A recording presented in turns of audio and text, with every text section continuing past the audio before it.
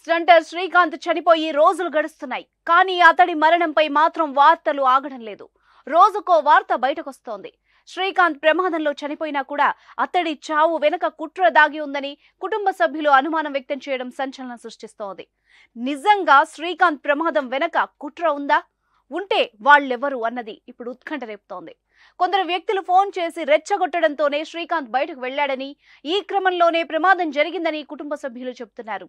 శ్రీకాంత్ కు ఫోన్ చేసిన వాళ్లను గుర్తించి కఠిన చర్యలు తీసుకోవాలని డిమాండ్ చేస్తున్నారు. గజం కేవలం 26,000 రూపాయలతో 165 గజాల భూమి కేవలం 52 లక్షలు మాత్రమే. ఇప్పుడు కుటుంబం అనుమానంతో శ్రీకాంత్ శత్రువులు ఎవరు అన్న ప్రశ్నలు బయటకొస్తున్నాయి. గతంలో చాలా గొడవల్లో శ్రీకాంత్ ఉన్నాడన్న ప్రచారం జరిగింది. కొన్ని వీడియోలు కూడా అందుకు సాక్ష్యంగా నిలుస్తున్నాయి.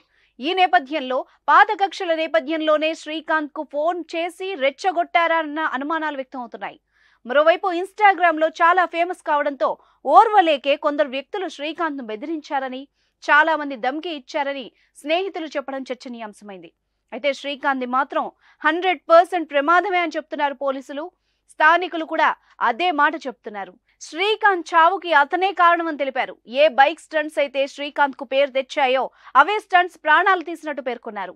కత్తి పట్టుకున్నా అసలు నిజం ఏంటంటే శ్రీకాంత్ బైక్ స్టంట్స్ చేసే క్రమంలో ఇప్పటి వరకు పెద్దగా ప్రమాదానికి గురవ్వలేదంటూ, కానీ ఒకే ఒక్క ప్రమాదం జరగగా దాంట్లోనే ప్రాణాలు కోల్పోయాడని అతడి కుటుంబ సభ్యులు ఆవేదన వ్యక్తం చేస్తున్నారు. మరోవైపు అతను రౌడీ అనే ప్రచారాన్ని కూడా కుటుంబ సభ్యులు, స్నేహితులు ఖండిస్తున్నారు. శ్రీకాంత్ చాలా మంచివాడని, కేవలం ఫ్రెండ్స్ కోసమే గొడవలకు వెళ్లేవాడే తప్ప ఏనాడూ రౌడీయిజం చేయలేదని చెప్తున్నారు. ఇప్పటికే శ్రీకాంత్ ని తలుచుకుంటూ అతడి గురించి సోషల్ మీడియాలో పెడుతున్న పోస్టులు వైరల్ అవుతున్నాయి. కత్తి పట్టిన వాడు ఆ కత్తికే బలవుతాడన్న సామెత మాదిరిగా బైక్ విన్యాసాల్లో ఆరితేరిన శ్రీకాంత్ అవే స్టంట్స్ తో చనిపోయాడు. శ్రీకాంత్ ఘటన నుంచి యువత గుణపాఠం నేర్చుకోవాలని పోలీసులు సూచిస్తున్నారు.